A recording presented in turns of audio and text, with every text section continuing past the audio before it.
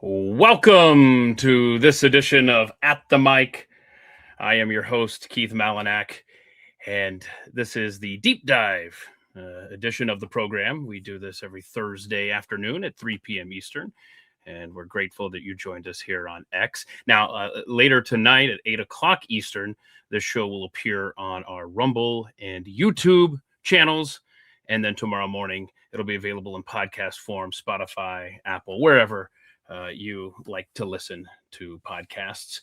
And every show can be found on the webpage at themicshow.com, as you can see right there. Okay. I'm grateful with the team that I have here. I got to get this. See, this is I got new and improved computer graphics, y'all. Wes, follow him on X at Second Floor Dallas. Gabby at Jeffy Apologist on X.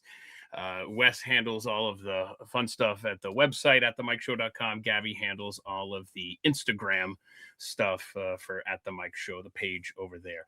And of course, I'm not only grateful for them, I'm grateful for you for making time and joining us here today, for tuning in.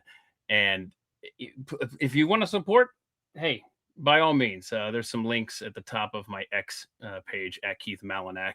I tell you, the support that I get from people that just repost this whenever we do, I love seeing those. That is so helpful. And several of you have already done that today, I saw. So thank you so much for doing that. Okay. Today is a show topic that I don't take lightly, because I think it deals with how we treat those who stand up for what is right. And if the American government can't defend those who stand up for what is right and for our Constitution, then do we even have a system of government worth protecting? That's where I am on this story. And this story has bugged me for as long as I've been aware of it. In a constitutional republic, we elect individuals and we entrust them with our Constitution and with our government. And then we entrust them to then go out and hire the staff and the employees to go and protect this country as well. And it's up to us to call out injustice wherever we see it. And when we see those that are standing up for what's right get abused by the system, then if they weren't paid attention to and treated properly after they did the honorable thing, then we have to. And then if it's still corrupt, man, we've got a big problem, America. And that's where we're at today. So with that, I want to bring in my guest. He's been on this show half a dozen times at least. I don't even have any idea. Steve Friend. Thank you so much. Usually we're talking about any number of issues. Today, I wanted to have you on because you, sir, are the issue. How you doing, first of all? Let me ask you that. Oh, I'm living through some interesting times. Let's put it that way. It's certainly been more interesting than normal. I've been kind of in a strange phase of the multiverse anyway the last 3 years, but it took a even stranger turn for the last couple of days. Yeah, that's what we need to talk about. Follow Steve at Real Steve Friend on X. Just a great guy. It's an honor to know you, sir. And I've gotten to know your story over the years, like you said. And yes, it's been a wild ride for you. I don't think it's over for you yet. And we can pick up the story wherever you want. I'll just quickly thumbnail it. Where I learned about you was you stood up because you saw that the January 6th cases, they were political prosecutions, not criminal prosecutions. And you blew the whistle on the FBI as an FBI agent. And I guess that gets us to early 2023. You went in front of Congress. You explained what was happening. But anyway, I'll let you just tell your story from here. And I have so many questions for you today. And so take the floor, sir. Well, I think we can just churn and burn through 2023 till now. I mean, a whole lot of nothing happened on behalf of the Congress. They had the weaponization committee that took our testimony, myself and Garrett O'Boyle and Marcus Allen. And then I don't even know if they put out a strongly worded letter at the end of it, but essentially functioned as a way for them to get Twitter followers and fundraise and then try to have electoral success, which they certainly did. And then the 2024 election came around and you had Donald Trump Pardue get into office, and there was a transition period. There was questions, we were filling up the cabinet. And one of the big questions was who was going to be the FBI director, because Christopher Wray was definitely on his way out. And my buddies and I, all the suspended FBI whistleblowers, we call ourselves the Suspendables. We campaigned and we threw our weight behind Kash Patel extremely hard, and we were enthusiastic. Me too, man. I'm with you. He said all the right things. I mean, it wasn't just like I had a parasocial relationship with him through podcasts. I'd actually talked to him on the phone and text messages, met him in person, and he seemed to be the guy for the moment. And he actually was in communication with my buddies and I behind the scenes. We gave him a PowerPoint slide deck on potential reforms to bring about, potential personnel decisions that could be made, just the major things that had to happen in order to reform the FBI. And he took those and then got into the position of director of the FBI in February 2025 and promptly stopped communicating with all of us entirely. And then we've been kind of sitting in limbo for a while. We saw Dan Bongino become the deputy director, now the co-deputy director, and soon to be the former co-deputy director of the FBI. And no reinstatements, nothing was happening. And finally, there was an announcement in mid-August. Kash Patel put out on social media that the FBI had come to terms with 10 whistleblowers for full reinstatement, which was news to the whistleblowers since we had no communication with him or with the Department of Justice. No agreement was actually in existence. And I think that's when it got into the ears of the White House, and they said, you need to leave the country. And he promptly did, and he went to Scotland for a week on vacation while the DOJ negotiated a reinstatement settlement with 10 FBI whistleblowers. That agreement was reached August 26th, 2025. The terms essentially being reinstatement of security clearance, reinstatement of duty, all back pay, medical insurance and benefits, all those things due in 30 days. August 20, that's a date people need to remember, right? As we go along here, August 26, 2025, correct? Yes. Okay. 30 what days deadline? 30 would days. put us into September 25th, and no whistleblower has had their back pay reinstated. Only a couple have been moved into duty with security clearances. I was not one of them until recently, and even then it was partial. Problems with medical insurance for those guys who are back. Other guys don't even have medical insurance, so they have been in material breach for nigh on 80 plus days of this agreement. They were unable to onboard us. And then things took the real hard turn for me in the multiverse. The weekend of December 7th being Sunday, I got a phone call at 5 p.m. from an assistant special agent in charge of the Jacksonville field office of the FBI. They said, you have to report to duty tomorrow. You are on administrative leave, and now that's no longer in place. You can come tomorrow, or you can use your vacation time. And I said, I don't even know what my vacation time balances are because I can't access them. I guess I'll come to work. And was transported from my house in Daytona about 90 miles to Jacksonville, where they told me that I didn't have an active security clearance, so I couldn't have a gun, and I couldn't have access to computers. I couldn't have unfettered access to the buildings themselves. I had to be guarded at all times. No job, no phone. They couldn't even give me a credit card to fill up the gas in the vehicle they gave me, which had police lights and siren in it.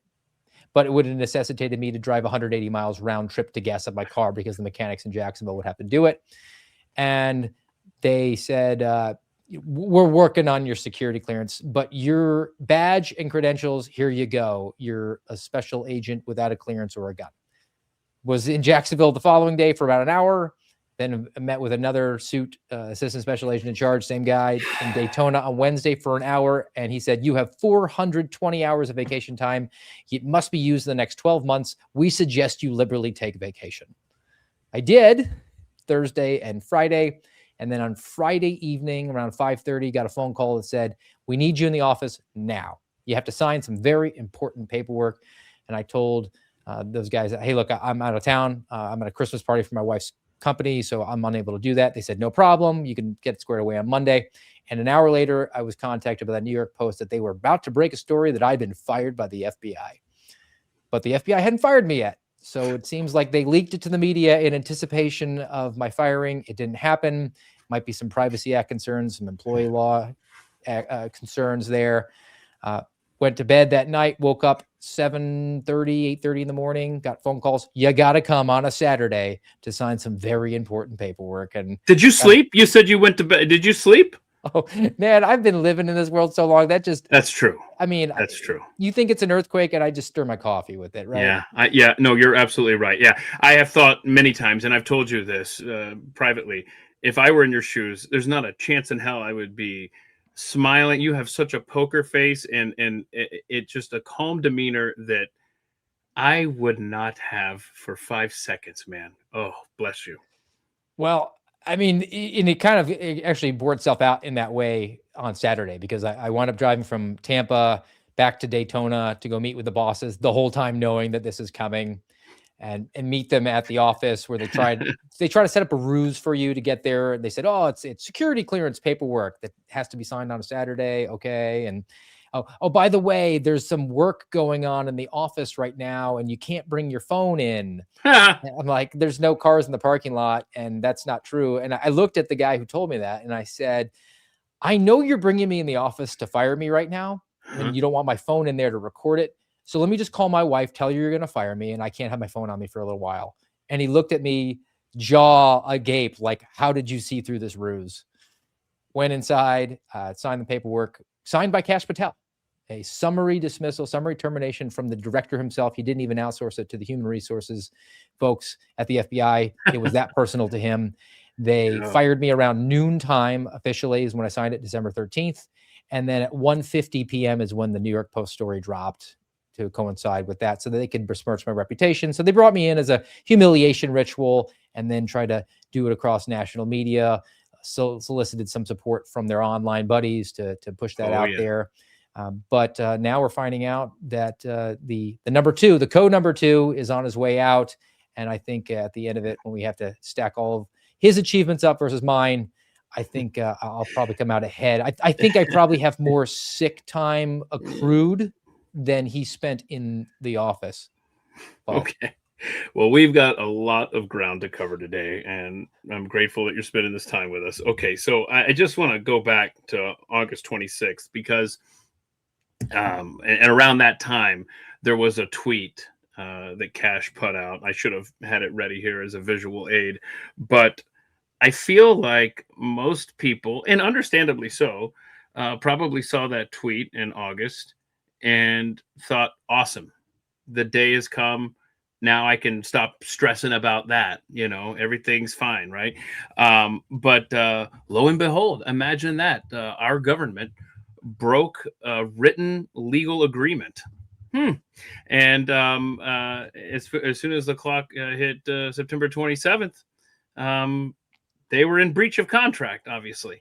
So, and you just talked about how, an earthquake happens, you stir your coffee. And you have been in a purgatory, an employment purgatory now for going on almost 3 years now, right?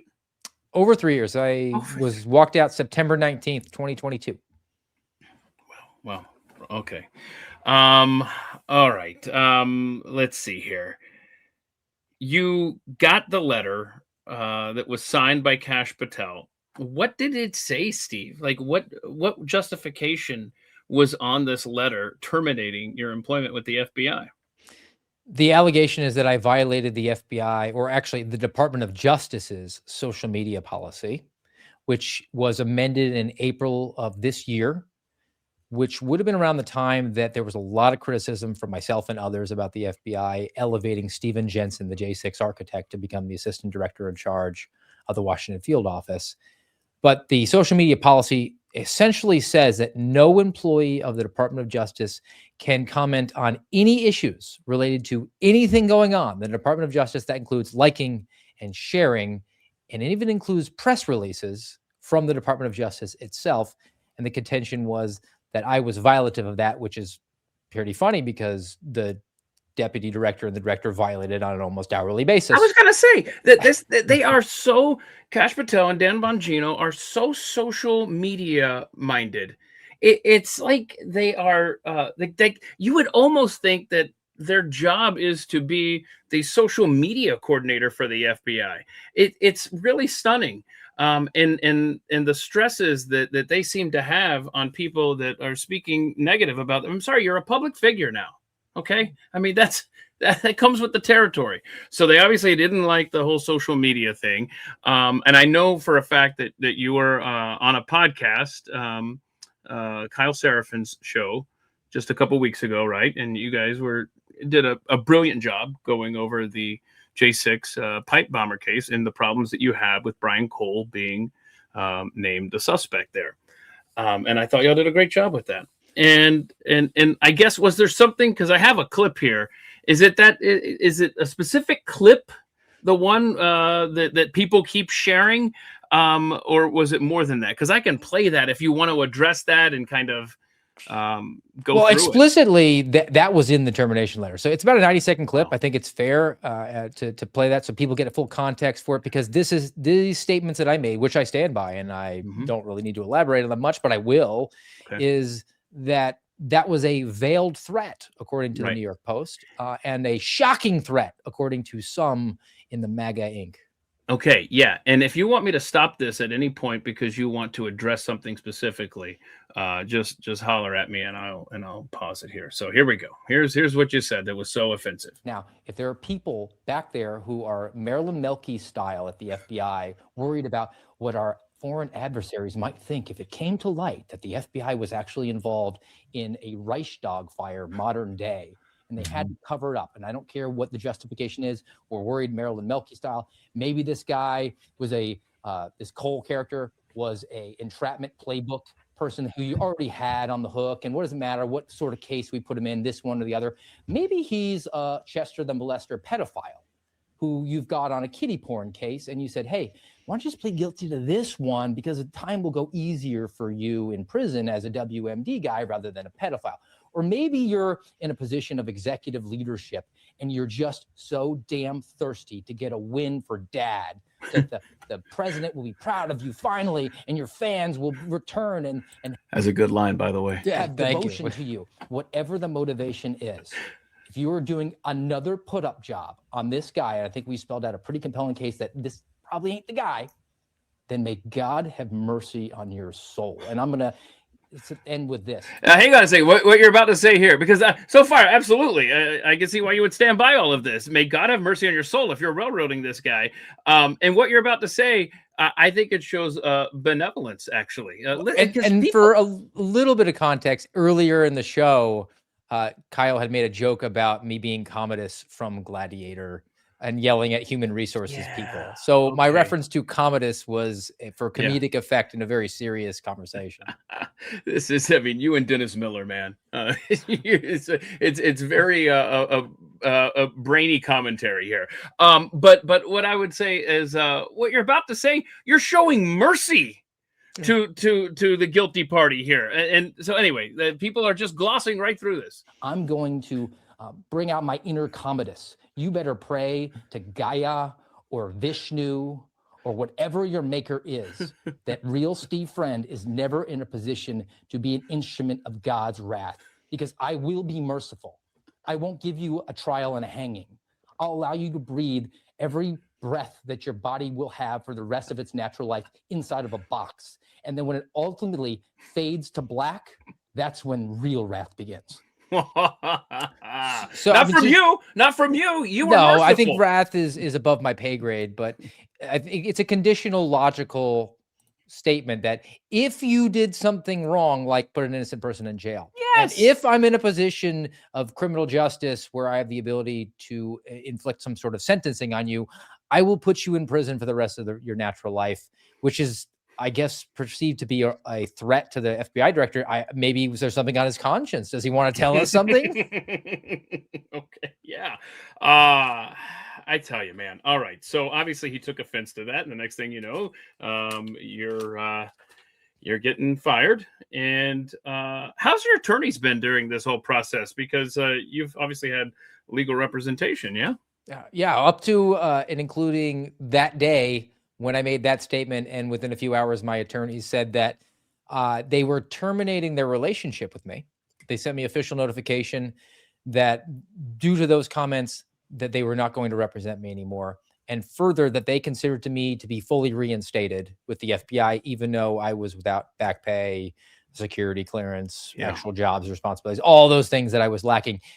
They said that they still considered me fully reinstated, which was interesting because it seems to me that there could have been collusion between Empower Oversight, Jason Foster and Tristan Levitt, those attorneys who have fundraised on the backs of FBI whistleblowers, IRS whistleblowers, but particularly the FBI guys, particularly me, as much as they gave me a hard time about being a public-facing person. They raised lots of money for their organization in order to represent whistleblowers, which basically means bring fresh meat to Chuck Grassley so that the other people can have their lives destroyed. And they severed representation with me, probably colluding with the FBI, notifying the FBI that that was the case, which is why the FBI saw fit to call me 2 days later at 5 o'clock on a Sunday and say, you got to come right back to work. And I think the last thing that's worth noting is I issued some sort of veiled threat to the FBI director, and within 72 hours was handed a badge and credentials. I think that makes me legendary. That is, what a fun twist to this. And that... I can't even begin to put myself in your shoes, but every time I think about how you haven't been given back pay while you've been in this limbo, still to this day, it just, I mean, it enrages me, and I can't imagine. And I just hope that, I hope your family's doing okay, and I hope that you have strong people in your world, because what you've gone up against, this beast, is just, it's, what a challenge, man. So, are you getting any kind of legal help at this point? Is there somebody, is there a firm or somebody representing you now? Well, I am getting some assistance, we'll say. I don't have an actual lawyer who I've contracted with at all, but Kurt Zusdak, who is a retired FBI agent who's represented a lot of FBI whistleblowers, he helped me actually draft a formal whistleblower disclosure, a new one that we submitted to Thomas Massey's office yesterday.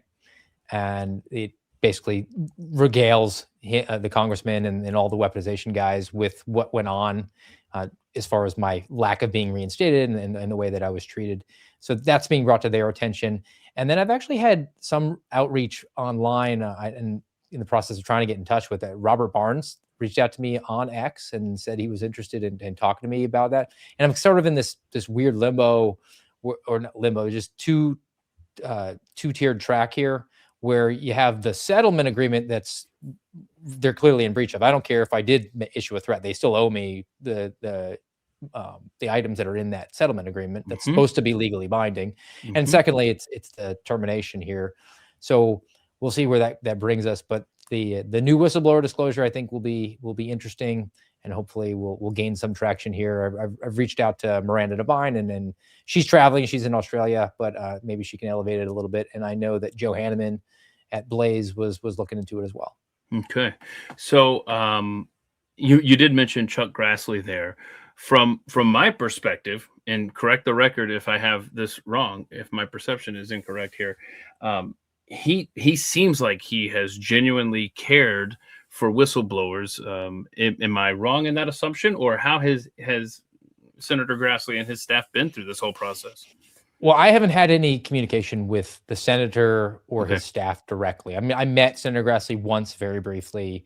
His staff had brief conversations with when there was a whistleblower appreciation day over the summer, and I went out there. Essentially, everything has flowed through my representatives at the time over at Empower Oversight. Jason Foster, Tristan Levitt, both worked on Grassley's staff.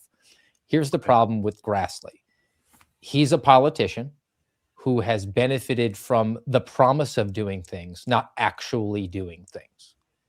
That sounds familiar. That is the course that you're encouraged to go through. So you go to him, or you go to these attorneys that purport to have connections to him and access to him, and they are experts on how to navigate the course of being a government whistleblower.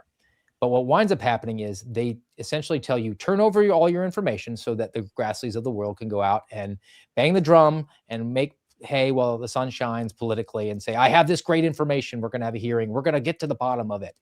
And then this whistleblower is being mistreated. But then you're encouraged to go through all of the experience of being a mistreated whistleblower.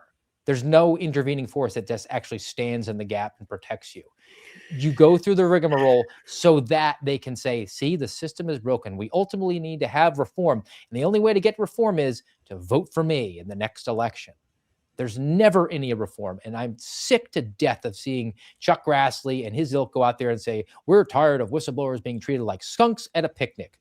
3+ years, bro. 3+ years I'm sitting here in a non-restricted waistband when apparently you're the head of the Senate Judiciary Committee. Where was the air cover ever for anything that I went through or any of the other whistleblowers went through? You're supposed to have an enormous amount of power, and you can't even force an agency like the FBI to onboard one dude in 30 days.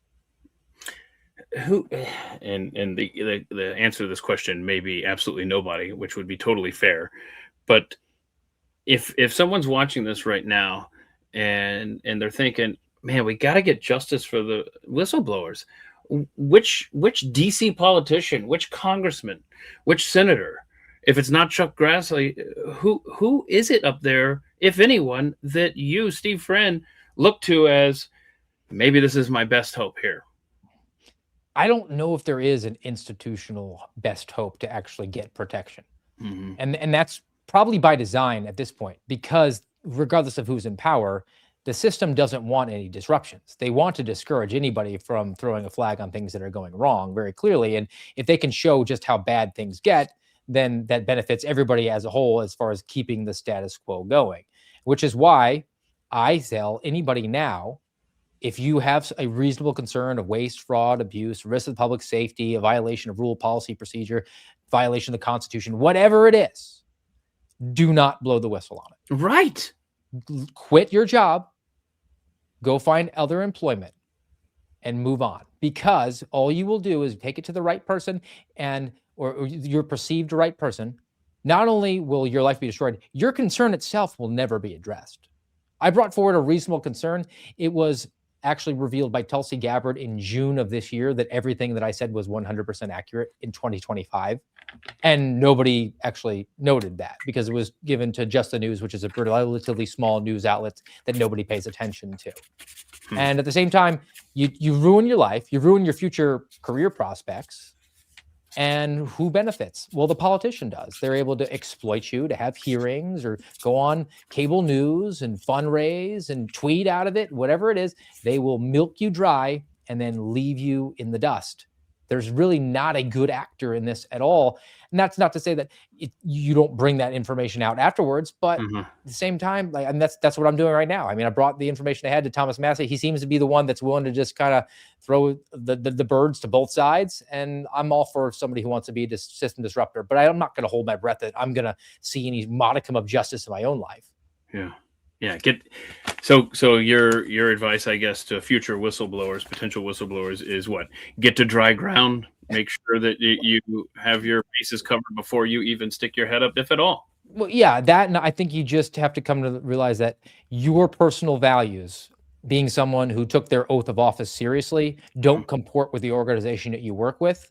So you just leave under those pretenses. Say, hey, look, it really wasn't a good fit. You don't have to tell the next employer it's because they're doing illegal stuff over there. Just say, look, we had a different view and different ethics and a different morality, and it just wasn't a good fit for me. And you could leave on relatively good terms without having to burn your reputation or actually have to weaponize the institution to allow that institution to rear its ugly head on you, which is what happened in my case, not once, but now twice, where we had these leaks to the media in the last week to me, and compare it to May of 2023, the night before I testified to the House Select Committee on the Weaponization of the Federal Government. Jim Jordan, the last time I talked to him was that day. The day before is when the FBI leaked to mainstream media that they had formally revoked my security clearance so that they could besmirch my reputation the day before I testified in national television. Okay, I swear. And not to minimize what you're going through, because what you are going through, continue to go through, is just a travesty. And it makes me heartsick for you and your family, man. But I would say additionally, the more macro terrible thing that is happening is listen to what you just said. You are telling future whistleblowers, don't do the right thing. Don't, because it's not worth it. It's not worth it. And that damage to our country is long lasting. I can't think of any whistleblowers that have had smooth sailing, that have done the right thing, spoken out, and then, you know what, we're going to go fix it. We'll take care of you. Do you know of anyone that has a happy ending to these whistleblower stories? I think that the IRS guys, Joe Shapley, Gary Shapley, Joe Ziegler, those IRS guys have been now elevated to positions where they can actually impact Treasury because they're over at IRS. But is that the difference between Kash Patel and Scott Bessent? It is a difference between those two. Plus, IRS doesn't have a security clearance protocol, so that those actual mechanisms that the FBI uses to remove people who are problematic to it weren't at the disposal for the IRS. Those guys never actually missed a paycheck, which is great for them. Maybe they missed out on promotion opportunities or they had job stress, and I don't want to belittle those experiences, but it wasn't like my buddy Garrett O'Boyle, who didn't get any paycheck in for over 1,100 days. So I think that just the organization that they happened to work for wasn't as equipped to retaliate against them. And that also goes for like an old time guy like John Dodson, the fast and furious whistleblower over at ATF. I have a relationship with him. I've spoken to him, and he flat out told me the only reason that he was able to make it, and he did, he made it to retirement, was that the ATF wasn't good enough at retaliating against whistleblowers yet in his day, because it was in the late aughts and early 20 teens. They hadn't perfected the I don't even know what to call it, man. It just pisses me off. So you said over 1,100 days for Garrett O'Boyle. How far did you go without getting a paycheck? Well, I resigned from the FBI under advice of counsel. I would say very poor advice of counsel, in February of 2023. At that point, it had been about 5 months, and had some work over at Center for Renewing America, a think tank, as a fellow there. And then, I mean, this storm seems to follow me everywhere I go. I wound up being terminated by them because of my friendship with Kyle Seraphin, who's now cost me 2 jobs, by the way. Thanks a lot, Kyle. Shout out to Kyle. They terminated me. Great show over there, by the way, Kyle. They terminated me actually over an FBI matter, which was that Kyle disputed the Mar-a-Lago search warrant on Donald Trump, the use of force document that was in the operations plan, which is in every single operations plan. Right. We pushed back on Julie Kelly's reporting on that, and Dan Bongino came to Julie Kelly's side on that. And as a result, I was told I couldn't be friends with Kyle anymore, and I told Center for Renewing America that that's not something that they could dictate to me. So that ended in a termination. My question now is, did Dan Bongino, in his 15 minutes at the FBI, ever look at an operations plan so he could report back to Julie Kelly that they were both wrong? But I won't, again, hold my breath on that resolution. But was terminated by Center for Renewing America, and then have had no employment for the last 15 months. Because this follows you around, man. Yeah, it sure does. Okay, so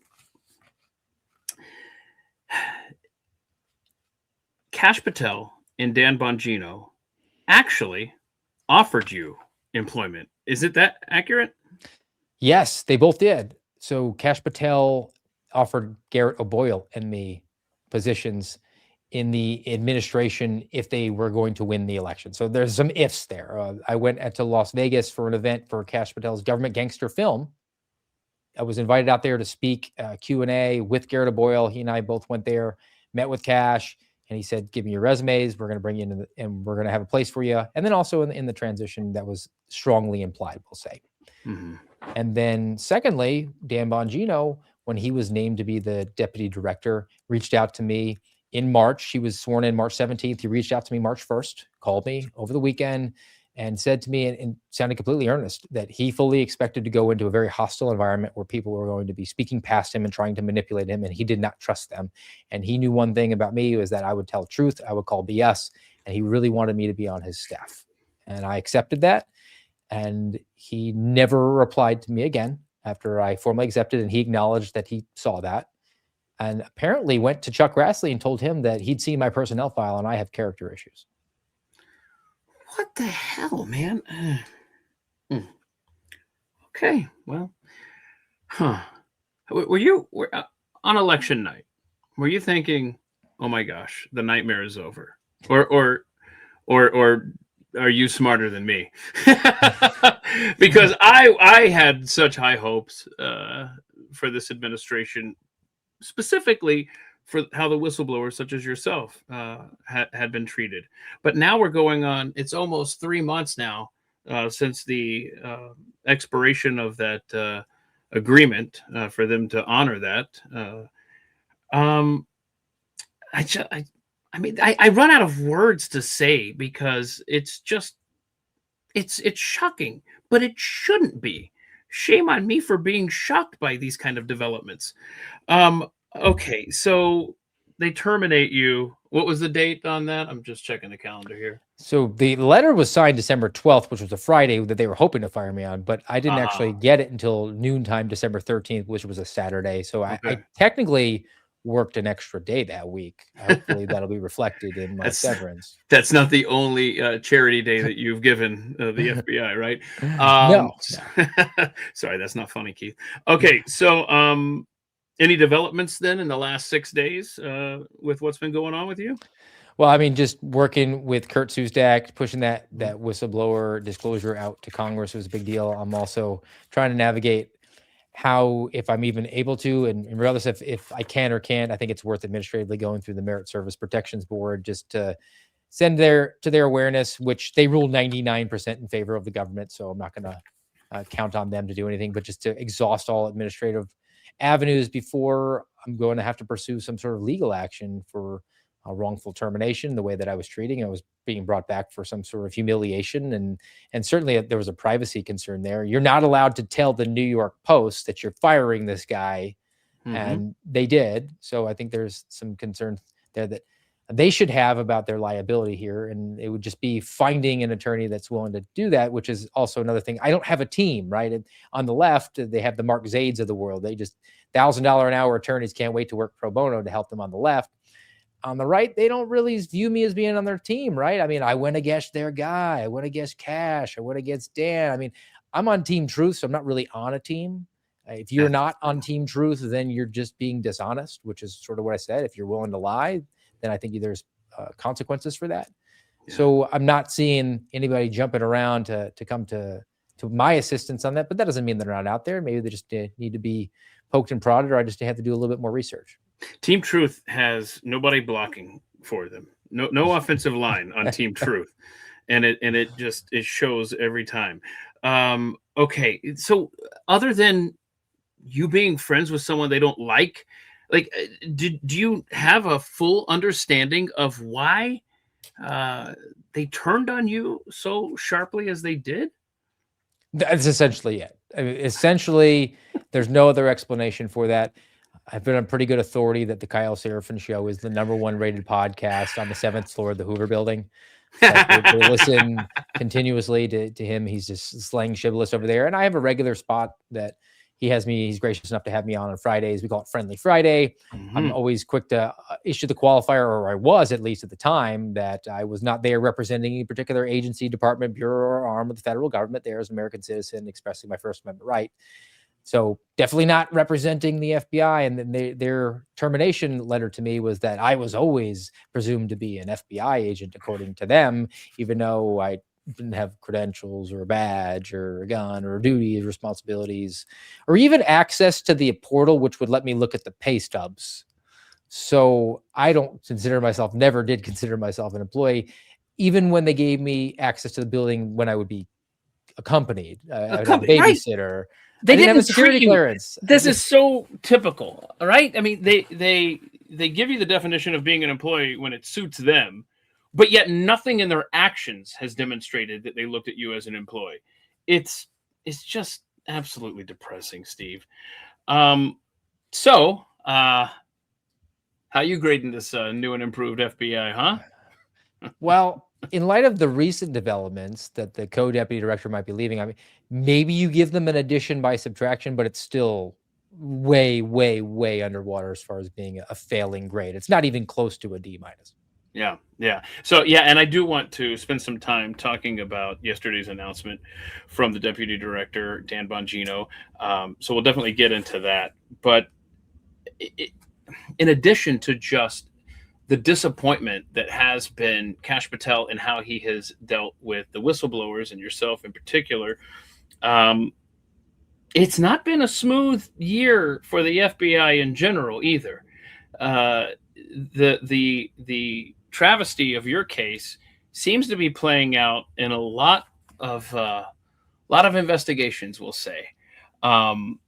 You mentioned, is it Stephen Jensen, you said? Yeah, Stephen Jensen, who's now actually got a formal lawsuit against the FBI because they did terminate him when they got enough PR pressure to do so. Interesting. And he was, you call him the mastermind of J6? What do you mean? The architect of J6. He was the section chief of the Domestic Terrorism Operations Section, DTOS. He was the guy who architected the entire bureau response to January 6th.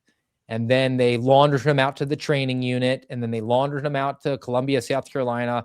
And finally, when Kash and Dan got in there, they saw fit to promote him to become the assistant director in charge. How did that happen? Do you know? Office. I'm sure it was by those people that Dan Bongino was worried about trusting when he reached out to me about being on his staff. They probably recommended him and said, hey, look, this guy's got background in terrorism, and Washington, D.C. is a target for that. He's got a background in leadership. You should just trust the people that were there when Christopher Wray was. Those are the most likely people you should elevate. And they did. And then when there was heat on that, you had Julie Kelly get activated and go out there and say he was great somehow for reasons unknown. You had the dual interview with Bongino and Patel with Maria Bartiromo when Kash Patel was asked directly about it. And he said that man, I think he said something to the effect of, that man literally did what he was told to do, just followed orders. And that's why we had to elevate him. So good Germans, good Americans were what the Patel-Bongino regime were in search of, which was diametrically opposed to what was represented to the American people when they were doing 1,000 podcast interviews in the lead up to them taking office. Well, I bought it. Shame on me. Okay.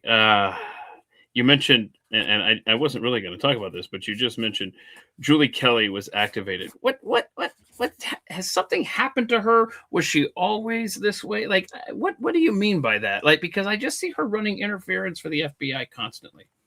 Well, her benefactor is Dan Bongino. So whatever he wants her to do, she goes out there as a mouthpiece for that. And look, I reached out to Julie Kelly years back.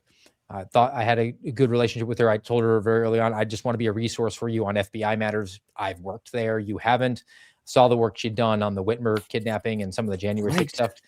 And as it's come to pass, I've come to learn, Julie Kelly is a major donor to the Democrat Party. She was donating to Biden for president, to Kamala Harris for president, at the same time that she was profiting on the backs of the very people, the January 6th victims that she was saying that she was standing up for. And when that was called out, Dan Bongino came to her defense on that because she's the great Julie Kelly. Nobody could ever assign anything nefarious that she could possibly be engaged in. Is she grifting? Is she trying to get attention for herself, for her Substack? I don't know what her motivations are, but I knew up until the point where we had the Mar-a-Lago raid happen, I had a good relationship with her. She actually wrote a blurb from a book, as did Bongino, which is hysterical because Bongino is, if he was part of the leaking authorities on my termination, there were questions to me about things that were transcribed in that book that he gave a blurb for. So maybe you should have read it. But during the Mar-a-Lago raid, Julie Kelly came out very strong about the use of force paper that was in the operations plan. It's a use of force, deadly force. They said deadly force was authorized. It's always authorized on every single operation. Right. I'm not saying Mar-a-Lago was appropriate. It was very inappropriate. Should never have happened. But if you send in the guns, you have to have a deadly force policy because what if they start shooting people, right? Mm-hmm. So you have to have that there, and explain that to her. That is a standard form. It wasn't anything unique. And that's when she just turned totally on all of the FBI whistleblowers and started calling us either feds or we were involved in, she accused Garrett Boyle causing a January 6th subject's wife to have a miscarriage because she miscarried after an arrest in which Garrett Boyle's SWAT team was involved in the arrest. She accused me of being, I don't know, some sort of involved in the cabal of the Gretchen Whitmer Fednapping hoax because my SWAT team was sent there after they ran that entire hoax. So she's not a nice person, we'll say. Actually, I'll go further because I'm kind of unchained now. She's a piece of trash. She's a filthy human being who's a mouthpiece who probably needs a welfare check now that Dan Bongino is no longer going to be giving her scoops.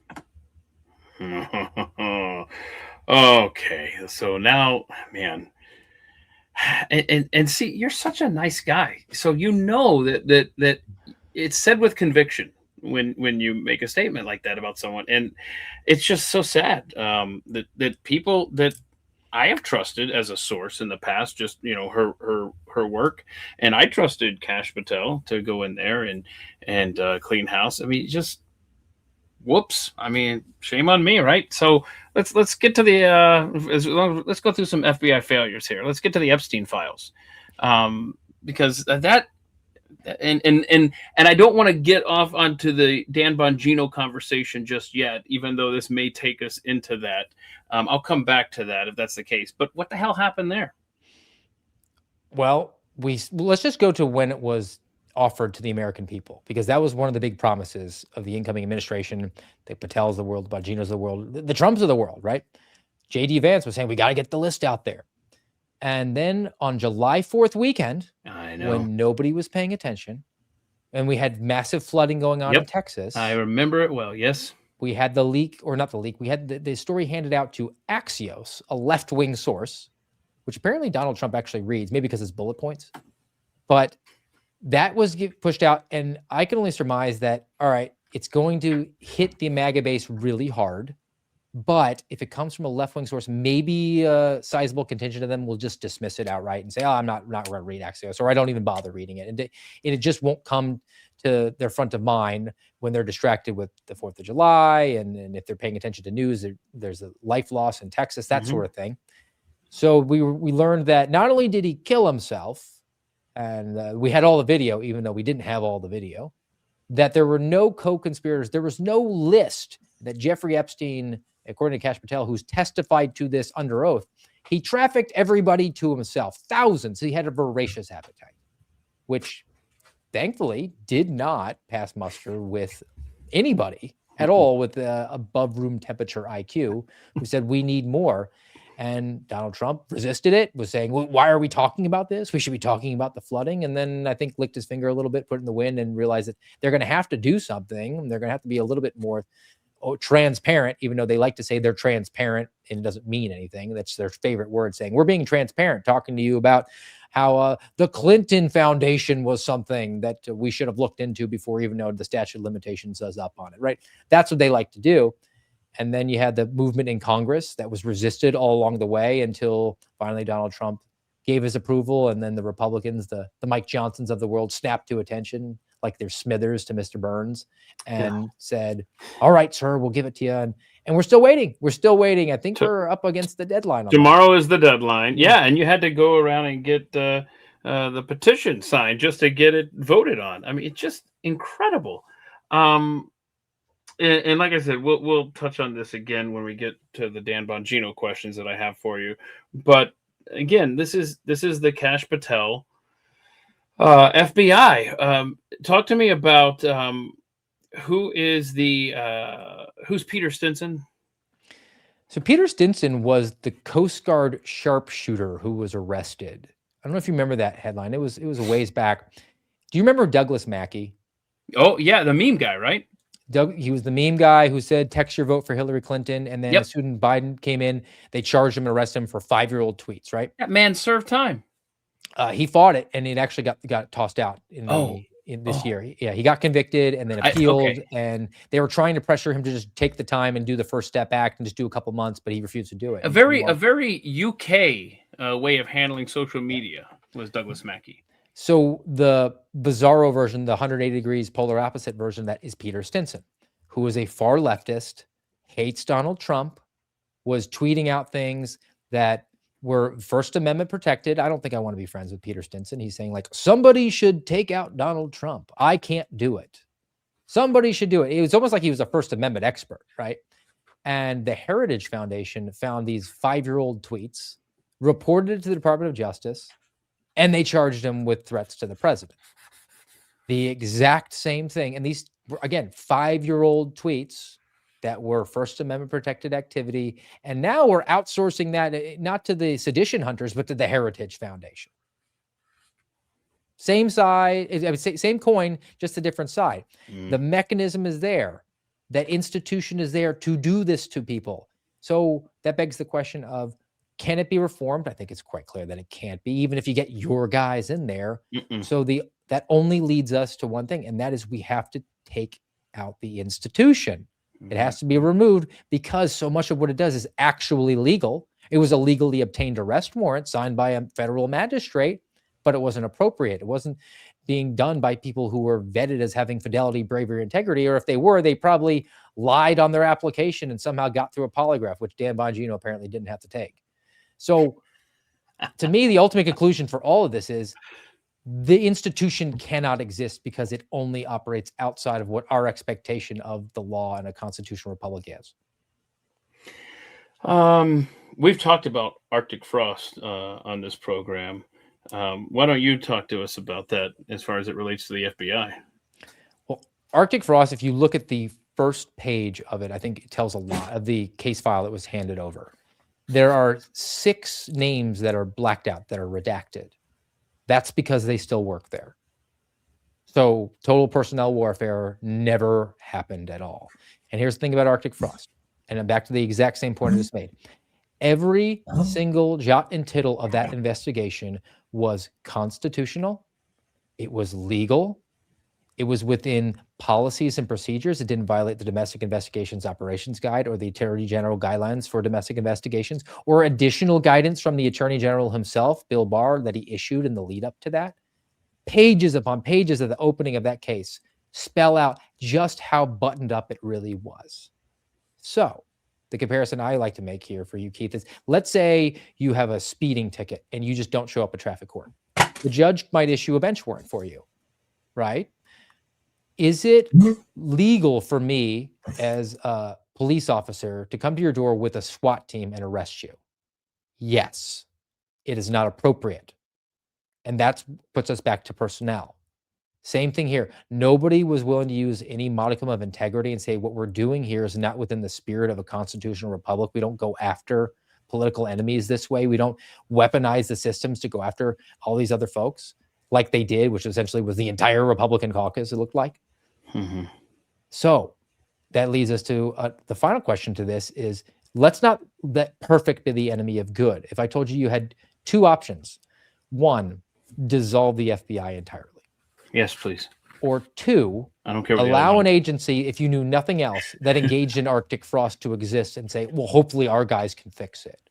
Ooh, I see. I think that you go for the former and say it's not perfect, but as it comes to combating crime, I'd rather have that. My goodness. You're right, though. It's no longer fix the FBI. It's dismantle the FBI. What was the Chinese server farms story as it relates to the FBI? Story is broken over at Blaze. Steve Baker, Joe Hanneman on that. They uncovered these Chinese server farms with thousands of these SIM cards in them. And those had the ability to infiltrate different infrastructures. They could. What do you think ultimately? I want you to hypothesize here. What do you think ultimately was going to happen there with those? I think that they could put bots out online that would infiltrate and encourage people to engage in their worst ideas. And they could radicalize people, like maybe what happened out in Utah for Charlie Kirk. Who's to say that that wasn't radicalized by a Chinese bot, right? But to me, the relation to the FBI was that those were uncovered by Secret Service, which is underneath the umbrella of the Department of Homeland Security. The logical place that you would bring that sort of investigation to is the FBI. And yet Department of Homeland Security refused to cooperate with the FBI because they don't trust the FBI. And that was in the late summer, early fall of this year. So well into the Patel Bongino regime. And there is no trust between DHS and FBI. They're saying, we're just going to handle it ourselves. Should there be? Have they given any reason to be trusted? None that I could really think of. I mean, all the press releases they like to put out are laughable. I mean, I like to send them to you, Keith, or highlight them. I mean, we're talking about, we're going after child exploitation and human trafficking, so we're going to do Operation Restore Justice, which was a big talking point for Patel. Well, Operation Restore Justice was not a new concept. There's Operation Cross Country, which did the exact same thing and had been going on for 20 years. So all he did was rename it and then take credit for it. Similarly, you had Operation Summer Heat that Dan Bongino, that was going to be his swan song. He solved crime, all violent crime in America, essentially was what the contention was. Operation Summer Heat, look at all these gigantic numbers that we have, the statistics of the arrest stats. Well, a very healthy portion of those were ICE arrests that they just took credit for because they were on the removal operation. They just double counted it. And then another healthy component of that was local arrests of local criminals for local crimes on local warrants. And the FBI was just present for it, so they claimed credit for it. I love that stuff, man. You do a great job on your own hobby podcast that you do, going through all these press releases. It's very entertaining, and it's also sad at the same time. Okay, let's see here. Got my list here for you. What is the deal with the Butler assassination in the black hole that has gone into? So I have to work my way into the area of speculation here, but I think it's pretty well founded. My hypothesis on Thomas Matthew Crooks has been since the beginning that he was the subject of an entrapment scheme that the FBI was running on a terrorism case. Now, let me substantiate this. The playbook for counterterrorism cases, for over 90% of them in the FBI, because people are not predisposed to actually commit these acts, but for the involvement of the FBI, is they find a vulnerable person. Let me see if does Crooks meet this out? A vulnerable person, like maybe on the spectrum, socially awkward, lonely, financially indigent, down on their luck, something like that. And then you introduce a confidential human source, CHS, the snitch, and they become their friend, their only friend in the world. And they encourage them to go about doing their worst ideas. And then they introduce an undercover employee. And then finally, after a number of years, a lot of times it's with the juvenile, and you wait till they turn 18, they say, okay, let's go do the thing. And then when the person feels some sort of social pressure to do it, says, okay, I'll go do the thing with my only friend in the world. The FBI says, boom, we're arresting you for providing material support to terrorism. Now, there's a lot of hubris attached to that because the FBI thinks that they are the greatest law enforcement agency in the world. They'll tell you that. They hurt themselves on the shoulder, patting themselves on the back as being the preeminent premier law enforcement agency for the entire world. So they never for a moment considered that maybe that person, like a Thomas Matthew Crooks, who was relatively smart, going to junior college, seemed like he wasn't completely a double-digit IQ guy, might say, hey, this whole plan that's coming into place here, it seems like it's taken a really long time. Maybe I'll just go grab my dad's rifle and I'll go take a shot. And then we've had recent revelations about his radicalization online. Mm-hmm. And then do you remember? Do you think that person online that was communicating with him, a federal agent? A lot of the times it is. It's a federal agent. It's a confidential human sources, not a W-2 employee, but is a principal of the government. And they will maintain that relationship as long as necessary in order to encourage the person to do that. And then in the aftermath of the Butler assassination attempt, there was a hearing where the deputy director of the FBI, Paul Abate, told Senator Ron Johnson that the FBI was investigating Butler as potential domestic terrorism, which didn't make a lot of sense to Senator Johnson. And Paul Abate pointed out, well, after the congressional baseball shooting, we made some mistakes because that whole Bernie Sanders supporter showed up to the ball field and said, where are the Republicans? And then when he found out who the Republicans were, he went and tried to shoot the Republicans. The FBI determined that wasn't an assassination attempt, that it was suicide by cop. Incredible. So we're sorry. We're really sorry. We're going to investigate as potential domestic terrorism. Okay. Well, what if there was already an open terrorism case?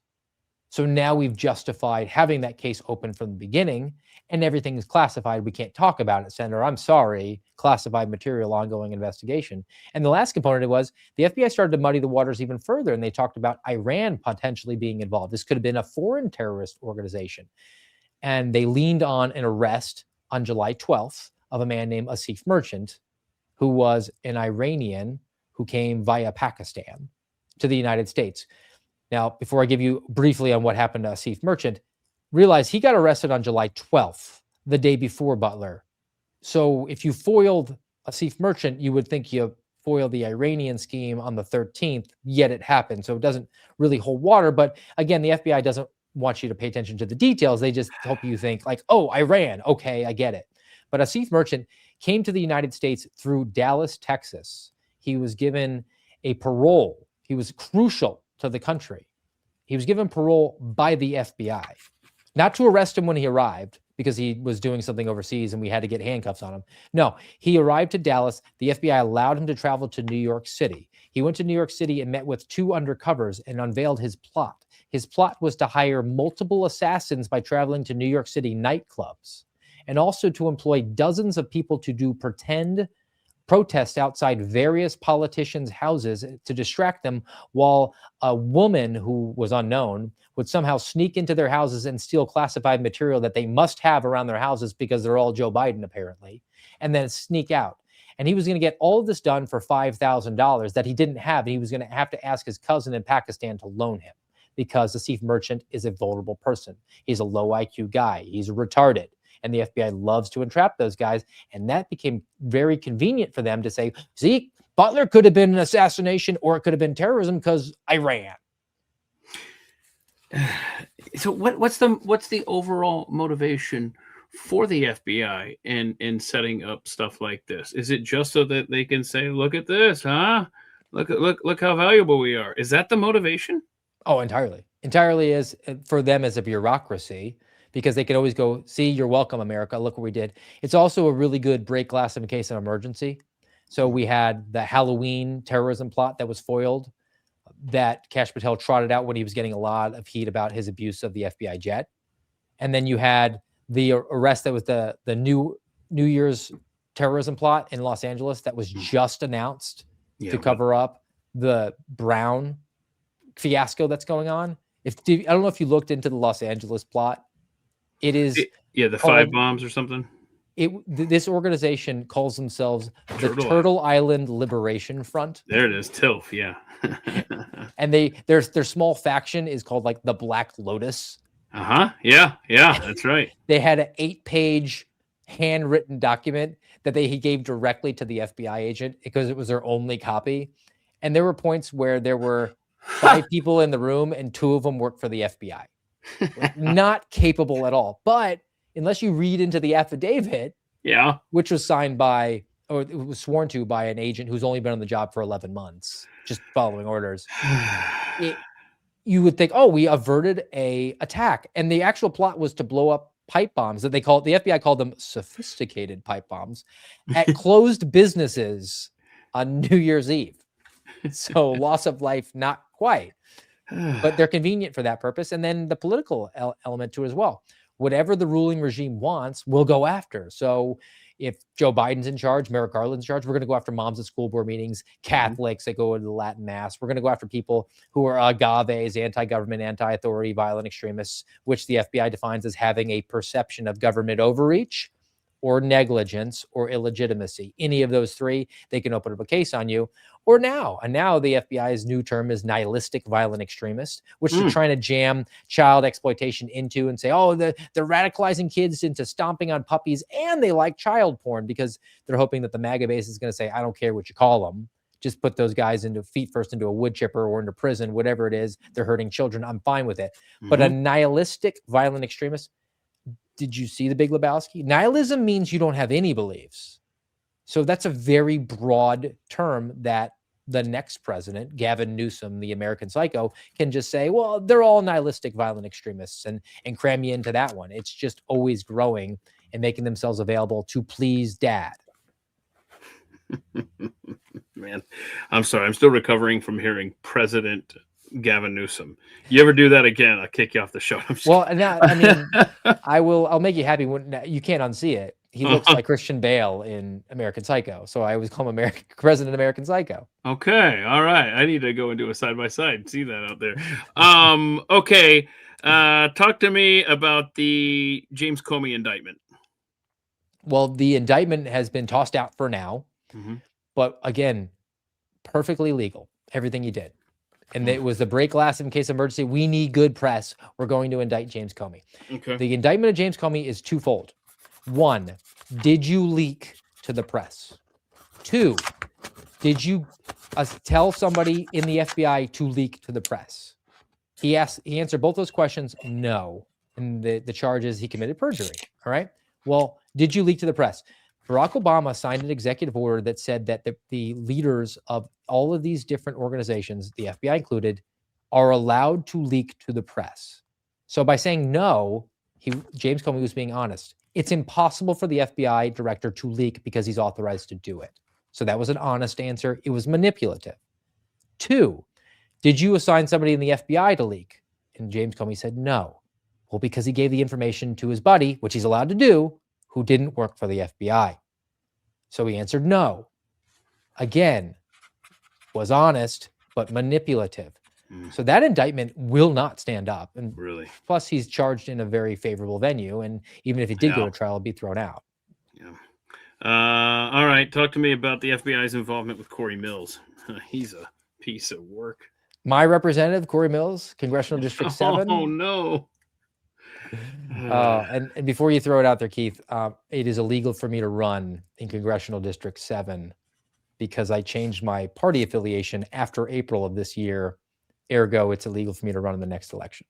Oh, no. I didn't know. Otherwise, I mean, I think I probably could have given him a run for his money. Are you thinking about running for Congress? Well, if it had been Corey Mills' seat, that seems like it's kind of vulnerable. But, yeah. Oh, man. So, I mean, the FBI's involvement, and that guy's involved in a lot of different stuff. Yeah. But to me, the ultimate sin from the FBI standpoint was that Agent Shady, that's really her name, Shady Tally Bradley, was weaponized, was activated to go and try to recruit a woman to inform on our friend, Jill Savage, when she was reporting on this. And Agent Shady still works at the FBI. Steve Friend, at Real Steve Friend, no, he can't work there. Shady, she's there. She's a really, really great employee. I'm not familiar with why don't I recognize that name? Alexis Wilkins? What's that? She's the girlfriend for Kash Patel. Oh, wait a minute. I'm sorry. Yeah, okay, thank you. I'm sorry. Continue, please. Brain fart. Continue. Well, she's brought multiple lawsuits for defamation against people using attorneys who work for Kash Patel's charitable foundation, the Fight with Kash Foundation, which raised over $1 million on my name, Garrett Boyle's name, others, saying that they were supporting whistleblowers, and they wound up giving like $60,000 out in charitable donations to all the whistleblowers. A lot of overhead there.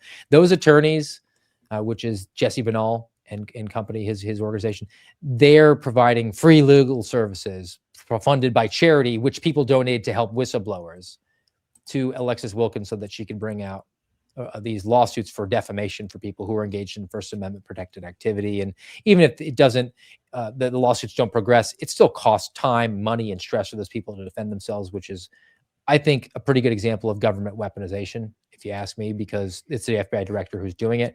And then also, he's giving, by he, I mean Kash Patel, he's giving her a SWAT team to protect her, which is outside of policy when she goes to sing the national anthem. The most recent example I found was she went to the NRA convention. So I guess Kash Patel doesn't trust gun owners to sing the national anthem, and he sent a SWAT team to protect her.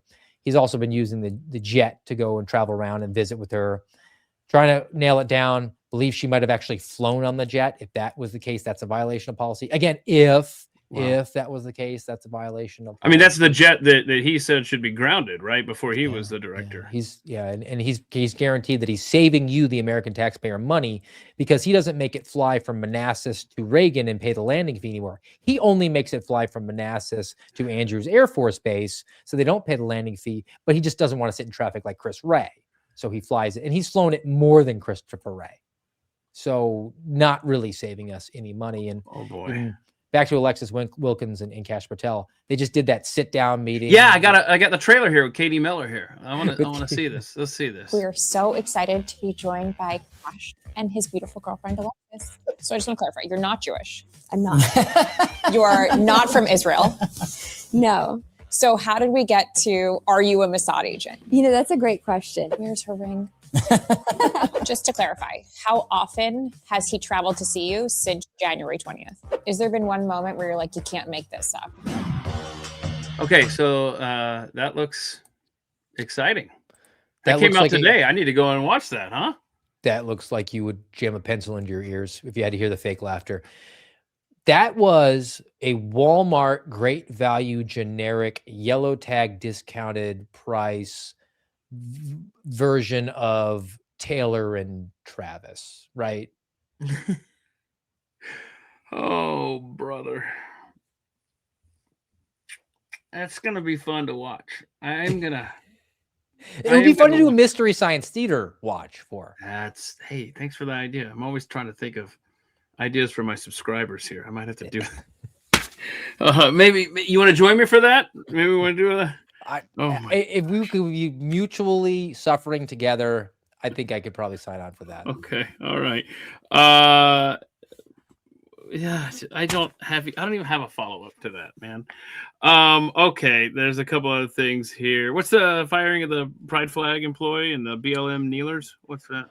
Well, I remember firings. Yeah. The firings that they're touting over the FBI because they're doing the personnel warfare thing. They're all going to lose in federal court when these guys sue, and there's active lawsuits. I don't have one because I don't have a lawyer, and they're leftists, so they're going to get lawyers. Mm-hmm. But the BLM activists, Neil Team 6, they took the knee for BLM.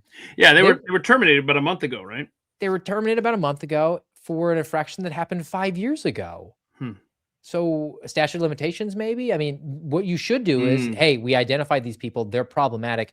Let's make them the supervisor of a broom closet in Anchorage, Alaska, which you could do and not get fired for or not get sued for.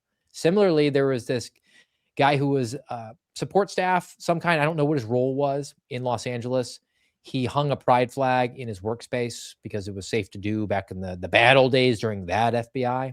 And that came to Kash Patel's attention, and he wound up firing him while he was at Quantico in process of becoming an FBI agent, and he was a probationary agent at that point. So I guess they could probably lean on the probationary nature of it because you don't need a cause to fire somebody.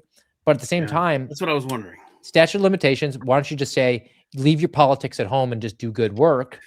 Or we'll assign you to somewhere that might not be really desirable to you if you want him to self-eject, which is what my buddies and I encouraged Kash Patel to do. Do not fire these people. You'll be just bogged down in lawsuits. Right. And you can just say, hey, look, you're signed to San Juan. Go work violent crime. Or you can transfer laterally to another law enforcement agency, or you can move on to greener pastures, particularly if you've got your 20 years in, just put in your papers and retire. Those sorts of resolutions. I know it doesn't scratch the id because we really, really want to fire those people. Yeah, no, you're right. In a government system, it doesn't make sense. And you talk about the statute of limitations. We're about 2.5 weeks away from the 5-year statute of limitations running out on all things connected to January 6th. Is there going to be any movement from this FBI against anyone? Are there things out there that you're aware of that they could make a case for? No, I don't think they will see that at all from them. I think that they're going to try to run this clock out, whether or not it's an FBI. No. I'm not saying that I expect them to do anything. I'm asking you, do you know of anything that they could pursue in a perfect world, or is there nothing there anyway? Well, in a perfect world, I mean, it's been my contention that there were government actors who were involved in January 6th in a nefarious plot to deprive people of their rights. Now, you could argue that there's an ongoing criminal conspiracy, so maybe the statute of limitations doesn't expire on January 6th, 2026. But again, we're dealing with the venue problem because anything that goes in front of Judge Bo Asberg is probably going to be tossed out. And I think that the status quo is the status quo, and they're going to protect it. So regardless of who's in charge, the appetite is going to be, we need to move on. We need to go back to business as usual. And any sort of allusion to a government conspiracy that might potentially make Donald Trump or any of his voters or supporters look sympathetic is something that we just can't abide. Let's just go on and move on from it, which is also even to the Brian Cole being the subject. And I have my problems with him as the pipe bomber subject. I don't think the evidence is there. I think there's a lot of evidence contrary to that. My contention is that I think what will happen is if a prosecution is brought forward with him, and again, I don't think one will because there's a lot of evidence that it's not him. If one is brought forward, I think you'll put it in front of a Bo Asberg and he will rule that the January 6th pardon that Donald Trump issued applies to Brian Cole. And this thing And will go away. this thing is over, and we can just close this case out. And dag nabbit, that darn Bo Asberg, maybe we'll impeach him. We just need to get more Republicans elected. And everybody wins, except for the truth. Yes, Team Truth. Yeah, you're right. We don't really have. You need an offensive line. You gotta start investing in that. So, yeah. Oh my gosh, December 30th, Brian Cole, going to be in front of a judge, and you're hypothesizing that this thing could be done right then, right? If that pardon is ruled to have applied to him, I mean, I don't know how you overcome it.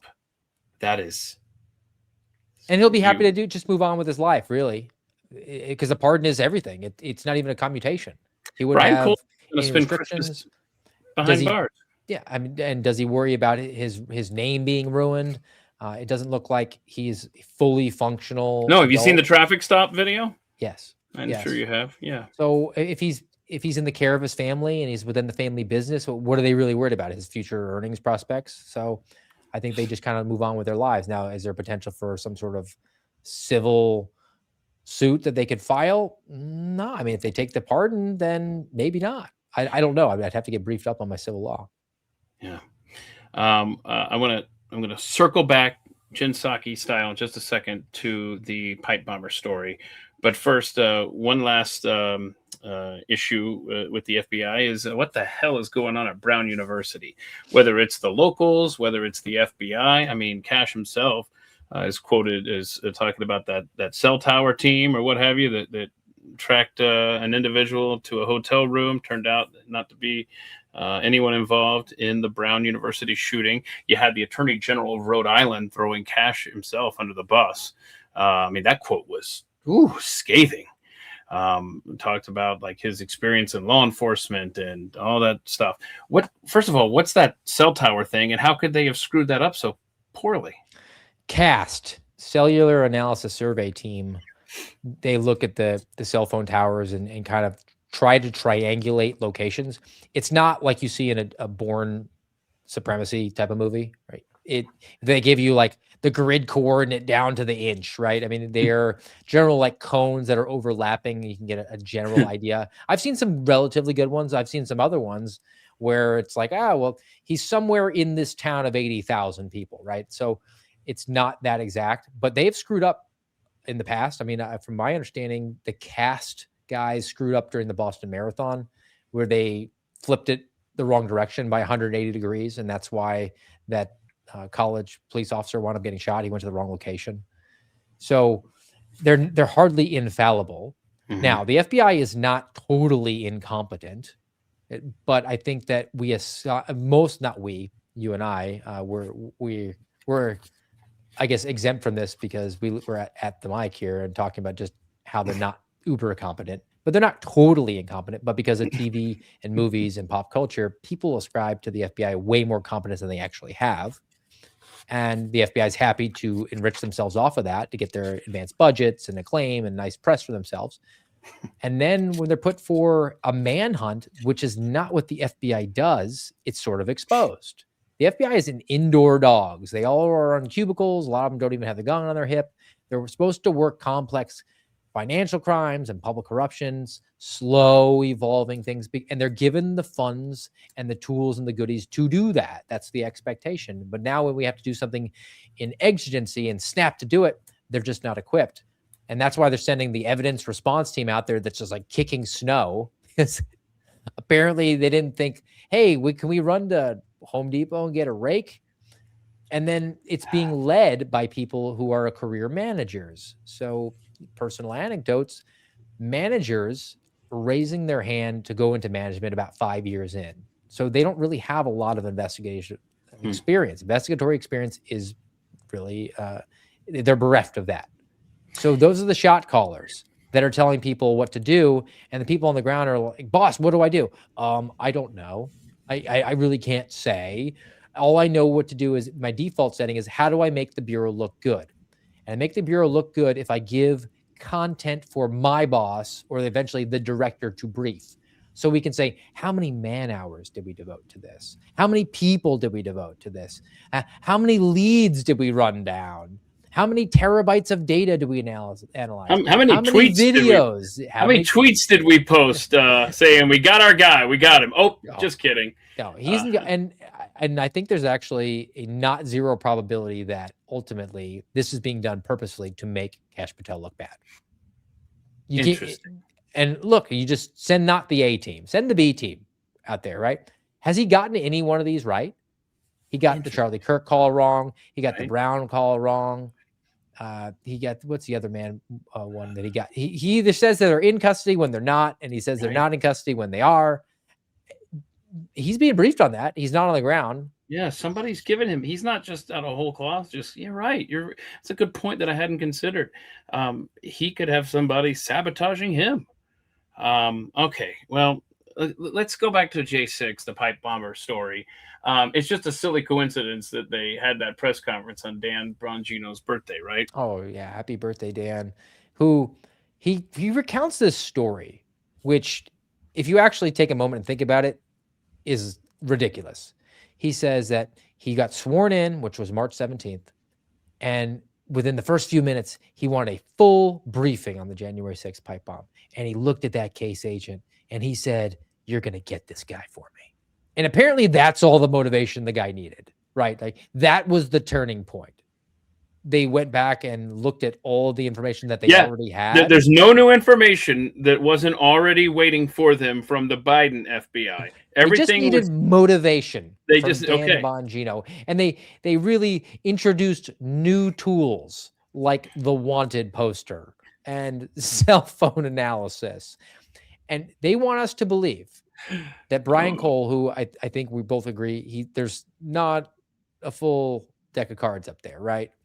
There's some sort of cognitive problem that he has. Wait a minute, hold on. You're telling me that this video right here that shows allegedly Brian Cole adjusting his bra strap, you're saying that wouldn't fit, huh? No, and just physically, Brian Cole, have you seen him? He's got those really sloping shoulders, very long arms, not the squarish shoulders and the arms that reach around the pelvis. His reach to almost his knees. I mean, the guy could basically tie his shoes without bending over. It's just anatomically doesn't make sense. He's like 60% torso, 40% leg. Mm-hmm. He doesn't have a limp or anything like that. And you want us to believe, let's just facts of this case, that he's a criminal mastermind who eluded the FBI, the preeminent premier law enforcement agency, for the entire globe for 5 years, when he used his own credit card, his own vehicle, and his own cell phone in order to do this. And he's such a criminal mastermind that he built 2 pipe bombs that didn't actually explode. Mm-hmm. And he purchased the bombs for this because he's clairvoyant. He purchased the materials for this, and he's really angry about the 2020 election. He purchased the pipe bomb components in 2019. Uh-huh. For on multiple occasions. That hadn't happened. Hey, Keith, what do you think his picks are for the college football playoff? Because I got to know if he's got the over and under. That would really be helpful for me. That's the thing. Now look, I've never made a bomb. I want to make that clear. I've never. Do you have a garage? I have oh no. Because if you have a garage, the ATF will say that you have a bomb making factory. Just right. Saying. Right. But that's the thing. I feel like, this is what I started to say there. I feel like if I was ever in a position where I wanted to make a bomb and I'd have my little bomb to-do list to take to the store, to Home Depot, I feel like I would just get them all at the same time, because I don't like loose ends, man. I don't want to have to go back and then, oh crap, now I'm gonna have to go get this. I feel like, and let's just say I forgot something, Steve, in my bomb making escapade. I feel like I would get back to Home Depot maybe later that day, or within the week, whenever I got to that point in the bomb, not 6 months later. Do you think, I mean, I know you're not a bomb maker, Keith, full accountability here. I mean, we had to make sure that we had to issue this qualifier. Do you think that the purchase of something like black powder might be necessary for your pipe bomb to explode? Because that was one component that wasn't listed in the charging document. I'm just saying. I remember you saying that on Kyle Serafin's podcast. It's like, this is such, and it's, I mean, we're laughing at it, but it's like there's a guy behind bars right now currently, and it's not right. It's wrong, and I hate to see this. It's the same. Well, and here's something else to consider. They got him with a complaint. The FBI used a complaint, not an indictment, which is extremely rare in the FBI, unless you are working on an Indian reservation, which I did, and complaints are a little bit more useful. Just for folks' clarification, there's really two ways that you can charge people with a crime in the FBI. One is the regular way. That's the indictment. You build a case, you go to a grand jury, the grand jury hears the facts of the case, and they issue an indictment. Then you go to a judge, they give you a warrant, or you can typically issue a summons to the person and say, hey, look, this was a 5-year investigation of some sort of stock trading fraud. You need to report to be arrested, right? The other way implies exigency, like we got to get this guy now because he's going to go do something. And Brian Cole, the criminal mastermind who never laid down another pipe bomb over 5 years, we got to go get him with a complaint. So the agent himself will swear to the facts of the case. The judge will issue the arrest warrant. And then by policy, you're required to go arrest him. You can't call up an attorney and request that they self-surrender. And that was, interestingly, the mechanism that the FBI used to go after a lot of January 6thers, like almost all of them. Let's go get the complaint so that we could make the process, the punishment on January 6thers, send in the SWAT team, send in the arrest team to go and get this person to send that message. But to Brian Cole, the exigency, there was no bombs for another 5 years, right? And it was such a crucial issue. It was such a matter of public safety that they didn't evacuate his neighborhood. Right. Well, I think you're also overlooking, Steve, if we're being completely honest here, is that he had an evil sidekick Chihuahua that he would take all over town. And in fact, I got one down here sleeping at my feet. You know, you got to look out for them. Anybody's got a Chihuahua. He was also a brony, or is. I don't think he right. was. He is. He likes My Little Pony. That's right. He's the brony bomber. Okay, so and that's a good point that TJF Denver made. Remember, people committed suicide because of rogue government actions. Hey, man, there's such a human cost in all of these actions that should never take place, and your people's lives are ruined in a best case scenario. I mean, yourself included, by the way. Oh, I mean, you probably win. I'm saying that for you. I'm so pissed for you still. Okay, so they do the J6 arrest a couple weeks back, and here we are as that moves forward. It came out on Dan Bongino's birthday. Do you think that the way the Epstein case has been handled, or even the J6 pipe bomb, do you think any of that had anything to do with this post yesterday? Dan Bongino on Twitter: I will be leaving my position with the FBI in January. I want to thank President Trump, AG Bondi, and Director Patel for the opportunity to serve with purpose. Most importantly, I want to thank you, my fellow Americans, for the privilege to serve you. God bless America and all those who defend her. What are your thoughts on his resignation, number one? And number two is, when do you think he actually decided he was going to be resigning?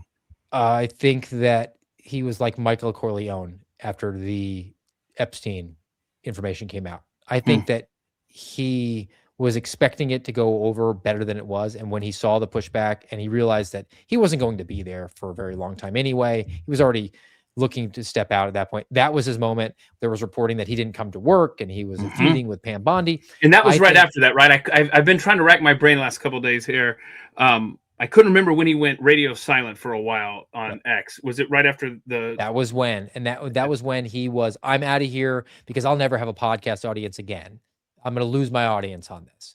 And I think that there was probably a message sent to him or a conversation had that said, the president will put one true social truth out that says you're a loser and destroy you if you do this right now and make us look this bad. So you got to be a team player and come back.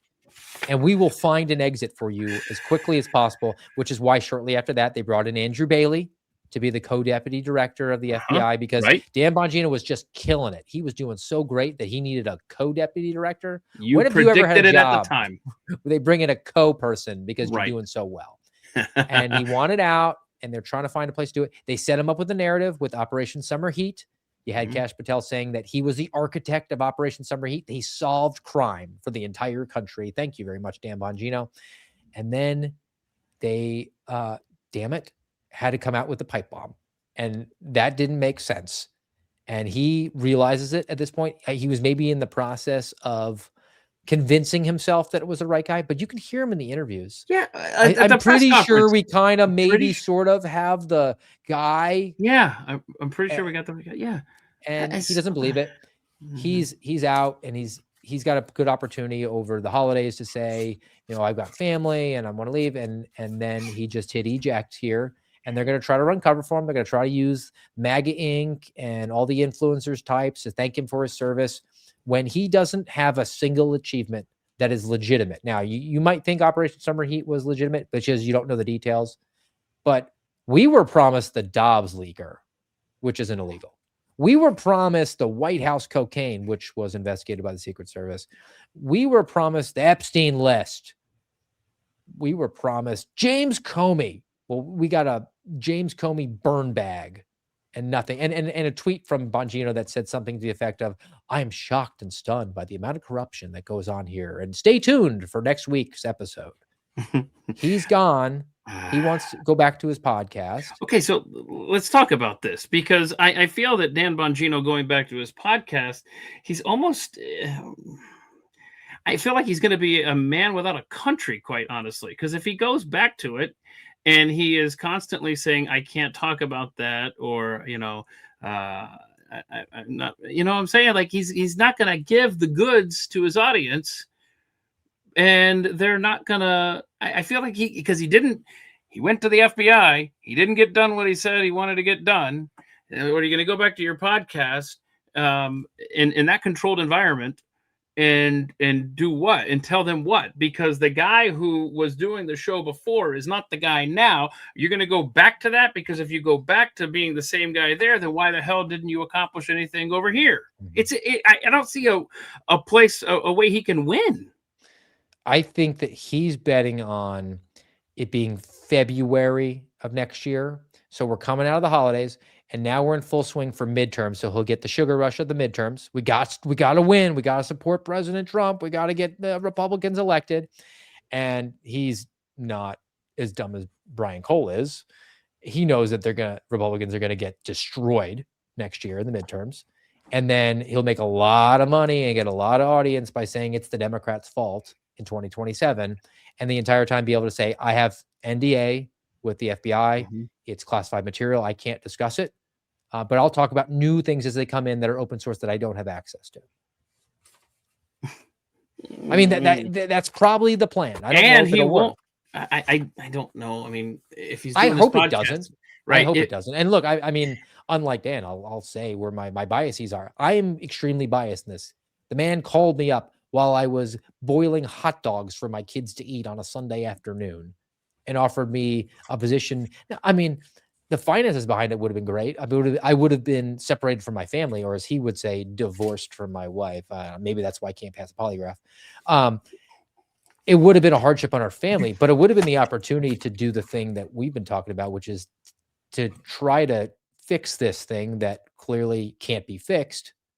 And then he turned around and told elected members of Congress that I have character issues and was most likely involved in my termination, because the New York Post came out and approached me and was using the back of my book to ask me questions, accused me of crimes that occurred in 2022 that I wrote about in a book in 2023 that Dan Bongino gave a blurb for.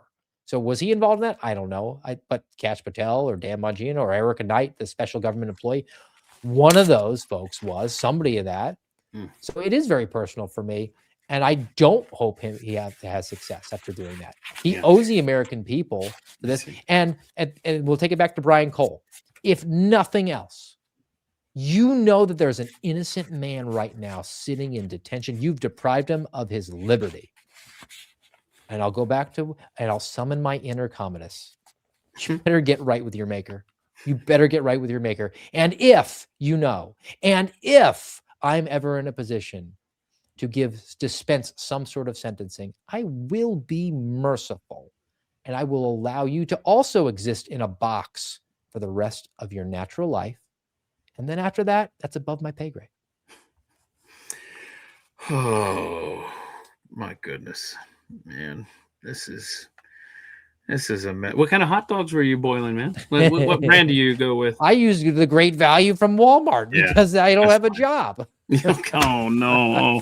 All right. So Dan, saying sayonara, is that the most honorable thing that he could do, or if you were Dan Bongino, how would you bow out? Well, as background, one of the first people in media who I talked to was Dan Bongino. And he told me to never stop being loud, because the moment I was quiet was the moment I was really vulnerable, which is very interesting because the reason that they removed me from the FBI was being loud about how bad things were under Dan Bongino's leadership. I think the most honorable thing he could do is actually read the case file for the January 6th pipe bomb. Not say that he's been briefed on it, every jot, tittle, and tindril and nugget, whatever the term du jour he likes to use. That's always what he says. I've been briefed on it. I think you should read the case file. Pick up there, Steve. That's interesting. And then he should honestly say what happened there, even if it is to his own detriment. That's what he should do. He should have the courage of the conviction that he was screaming about for years and years and years on radio and podcasts and television, because cutesy time is over. Instead, at the end of it all, he's just a simp for big government because dad was in charge. Well, is there, okay, let me give you some possible thoughts here. Not a defense of Dan, but just possibly where he could be coming from. Could it be that that he saw what was happening to you, and he realized, this weekend, I can't be a part of this organization that's going to do this to Steve Friend, somebody that I have clearly respected in the past. Any chance of that? What do you think the percentage chance of that is? I think he probably would have called me. He's got my number. That's fair. That's fair. And I know I've talked to other people who he's reached out to and said he was fighting to get me reinstated and get everything back for me. And then at the same time, he talked out of both sides of his mouth. He went out and trashed me to other people like Julie Kelly. So, that's a rosy view of it, but it's pretty easy to me that he could text me anytime he wants. That's fair. What do you think? And now let's play the speculation game. What do you think the relationship is like between Dan Bongino and Kash Patel? What do you think Dan thinks of Kash? That's tough because the dynamic is really weird anyway in that relationship. The trinity of Pam Bondi, Kash Patel, and Dan Bongino is completely inverted as far as popularity and influence over the MAGA movement, because Pam Bondi's the highest in power in our government, then Kash, then Bongino. But really, it's inverted when it comes to influence over the movement. Dan Bongino is the highest profile person, right? So that's an interesting wrinkle in the relationship. Is he really taking orders from Patel or from Bondi? I mean, I think he did because he kept his mouth shut after the Epstein fiasco. But I find it hard to believe that they're really getting along swimmingly. Yeah. Particularly because the job of the director is very easy. Very easy. The job of the deputy director is extremely time consuming. It's stressful. It's difficult, which is why Bongino probably would have been better as the director. We would have cut Patel out entirely. And then the deputy director could have been a career person or somebody who was more trustworthy, who had recently retired, who knew the mechanisms, right? So maybe there's a little bit of resentment for, hey, I'm coming in and getting called in to sign emergency documents over the weekend, which I know has been going on in Bongino's world as he's being purposefully exhausted and stressed out. And Patel is just flying all over the country with his 30-man protective detail and his whiskey bar that he installed in his office and his reupholstered seats on that Gulfstream jet. And then being really mad that the transponder and the tail number are publicly known, and people are seeing that he's flying down during a government shutdown to the Boondoggle Ranch in Texas, or go to see Alexis sing up at Penn State at some third-tier mixed martial arts event. And he lives in Las Vegas. Las Vegas is his home. No, you're from New York. You have some contacts in Florida, but you rent a house in Las Vegas from somebody. No family there, no wife, kids. You should be living in Washington, D.C., which you're working in, and you have a 10-year appointment. But instead, you're flying all over, jet setting to Nashville to visit the girlfriend, Scotland, going out to China, Korea, and Japan for no apparent reason whatsoever. Is that, I mean, that's the life of a prince, of a billionaire that he's attained. And meanwhile, Bongino is like, hey, probably if you compare my books with yours, I'm worth way more money. And why am I suffering here? Gabby, who runs the At the Mic show Instagram page, sent me a clip after learning that you were going to be the guest today. Unfortunately, I can't get it to play right now on my computer because I never log into Instagram. That's all Gabby. And so it won't let me play it. But what you said was absolutely, I think, accurate. It's that they're overwhelming him, right? I mean, they have all of these high pressure decisions need to be made right now. Life and death situation. We need your attention. And do you think that this was by design?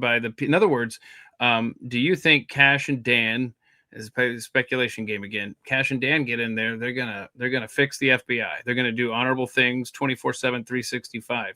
But the machine that was in there isn't gonna allow that to happen. Do you think that they just became devoured, grind in the gears there of the machine, or how much culpability, and maybe more so with Kash than Dan, on where we're at now with those two? I think they're different for each one of them. Yeah. I think what you're proffering is more likely applied to Bongino. Yeah. Because he was giving up a lot, Yeah. right? And he was probably asked to come in and do that job.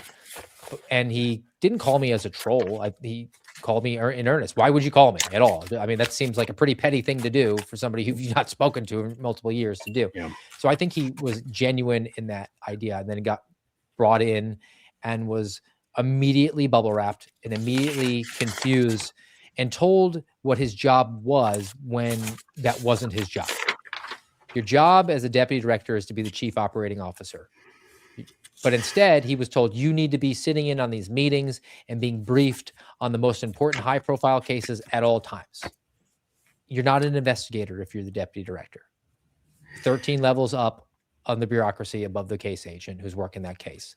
There's nothing that you're going to do or recommend in that case on a day-to-day basis that the case agent hasn't already thought through or isn't already working on. Mm-hmm. But it's a good way to exhaust you and distract you from making personnel moves, not firings, but moves, and reorganizing and reprioritizing and doing the thing that you're supposed to be doing. Now, Patel, on the other hand, I mean, with the rapidity of his just severing all ties and connections and contacts with myself and others, to me indicates that it was a con the entire time. I mean, there was a amount of time he was in place where I started to get a little bit nervous and impatient, and I texted him and I asked, "Are you intending to bring Garrett O'Boyle and myself back?" And he said, "Yes, it's going to take some time though." And within, I would say 90 seconds, I got a phone call from an agent who was on his staff, who was trying to run interference. Hey, we're working on things. And never heard again from either Patel or that staff member until I learned that that staff member had already left the FBI and had moved on to work for Congress. So it was an interference. Hey, keep these guys on the hook. Give them a promise of something tomorrow if they behave today, which is called a con, which would make me a mark. Be well behaved today, which is what we want at the FBI. We want you, Steve, who speaks from a certain level of subject matter expertise with a certain level of clout. I mean, I'm not that big, but I do have the ear of people within social media, some people on media. You go quiet, you go dark, and we promise that we'll get you your back pay sometime in the future. Yeah, by stringing you along, it kept you quiet. You weren't going to complain if the process had started. Yay, here comes the salvation. But my goodness, it's dirty, it's evil. I hate this. There was somebody on X yesterday talking about the Bongino situation specifically, and this individual is not happy with Bongino's path was. And then he made this point here, and I just wanted to run this by you because I really haven't had a chance to think about this. But he said, big props to Pete Hegseth, because he was in a similar position and actually going in, and he got in there and he kept up the energy. Anyway, and so I was thinking of that, kind of I mean, Pete Hegseth obviously has a military background, so he's not a complete outsider going into the Secretary of Defense situation there. But I was thinking, I guess you could have made a difference, right? You could have figured out a way to use, whether it's the bully pulpit. But then I stop and I go, well, now hang on a second. There are things that I can understand from Dan's point of view that he can't say, or else he's going to possibly embarrass the administration, the president himself. So I think, and you please jump in and try to change my mind or correct me if I'm wrong here. I almost feel, Steve, that the Dan Bongino we get, when did he say his last day was? January? Sometime in early January. I think Okay. the pay period will be over January 10th. Okay. Maybe something like that. So let's say his last day is January 10th or whatever, right? I think the Dan Bongino that we see between January 11th and February 11th is going to go a long way in producing a final verdict on Dan Bongino in this. What do you think of that? Or am I just being ridiculous? Well, I don't know when his podcast will start. So, if it doesn't start until February, maybe he's taking like a few week hiatus. So I presume you're talking about his first few weeks, maybe back in the public spotlight. Yeah. Here's the one of the biggest fails. Okay. When was the last time you saw Andrew Bailey tweet? Andrew Bailey is going to be the guy who takes over for Dan Bongino. What you predicted months ago when he became the co-deputy director, right? Yes, he was the attorney general for the state of Missouri before that, and he had his own social media, and then he also had one for his official role as the attorney general. He took that job, and he doesn't do anything on social media because he does the job of the deputy director of the FBI. And Dan Bongino cannot stop doing what everybody does in crisis. When you're in crisis, you lean on what is your strength. He perceives his strength to be, I'm an influencer, I'm a podcaster, I'm a public speaker. That's my jam. So he's been in crisis, and you've seen him go more and more and more to that every single time he stresses out. So I have confidence that in the Baileys of the world more confidence, we'll say. I don't know, confidence is really appropriate, but more confidence because at least he's doing that. At least he's handling with dignity that role, which is a thankless job that nobody should know your name. You shouldn't know the deputy director of the FBI. Nobody know it. Now, Bongino will come out, and I think that the more we see of him, the more panicked he is. He has an incessant flaw that he is always trying to explain things away. If you're explaining, you're losing. I mean, do you remember when the story came out about him not taking a polygraph exam? On a Saturday, he put out some sort of long piece on social media saying, I'm sorry to bother everybody on a Saturday, and I realize this will just draw more attention to this, and that's probably not good, but I still feel obligated to explain. That's just a fundamental misunderstanding of what the Streisand effect is, but it's compulsion. It's a compulsion of those types. And I think the more we see of him out in the public space, the less comfortable he is with what his legacy is. And he's confident in his ability to reshape and reorient it back to something that's more positive. It's going to be interesting. Okay. I have just two more questions for you before we go. The first one is, give me a prediction on Kash Patel. Is he long for this administration? What do you see the future for him? That is a really hard question to answer because I would say that he should be out immediately, just in light of the failures over the last 6 to 8 weeks, just being so monumental. If something were to come out in the next month or so, let's say, about the pipe bomb being wrong, that might be the last straw. From what I understand from some back channeling, the White House is not happy with the way that investigation was handled. Is actually doubting that they have the right guy, which is good. And that would just be a colossal failure. And I also counter that with my understanding is that the Trump administration has a no scalps policy. That's why Mike Walls got moved away from being national security advisor to being an ambassador over, I think, at the United Nations, something to that effect, right? And they don't want to have the PR hit of, a failure of personnel within the media. That's interesting. Yeah. And what I would say to them is the media is going to criticize you no matter what. At least have them, at least do the right thing if you're going to earn their criticism. It's going to be interesting. Interesting times we live in. Okay, my last question is, what's next for you in your fight? And I hate that, because I just feel like you're constantly having to fight for years now. And I just wonder, honestly, just as for two reasons. Number one, as a concerned American, seeing a good person go through this endlessly. And also just as a friend, man. I mean, I'm concerned about you and your family, and I'm just curious, what's the next step for you in all of this insanity, man? Well, we submitted that whistleblower disclosure. I'm going to be in conversations with some attorneys about what can be done about my settlement and then about this recent termination. But that's kind of more of like a long-term, over the horizon. In the immediate future, the American Radicals podcast, we on hiatus for a little bit right now. I'm going to retool my whole workspace here and go for something a little bit different, I think. And maybe, look at this workspace, huh? Yeah. What about this? You could just go for just vomit effect and you just throw up on a wall, and then that's what you get. No, see, yours is much more simple. I actually appreciate yours, but you're saying you're going to do like a big, I don't know, a new decor or something? Yeah, maybe a renovation is afoot here. I'm working on that, and might partner with Kyle Serafin on a couple other little projects and try to enter this space a little bit more full time. With now, I'm not kind of straddling the dock and the boat, right? Because just like they wanted you to, bro. Mm-hmm. Bastards. And then I have, according to my youngest son, I would have 3 years to grow a mustache, because there is a sheriff's election in my county in 2028 that I'm really thinking about doing. And he says you can't be sheriff unless you have a mustache.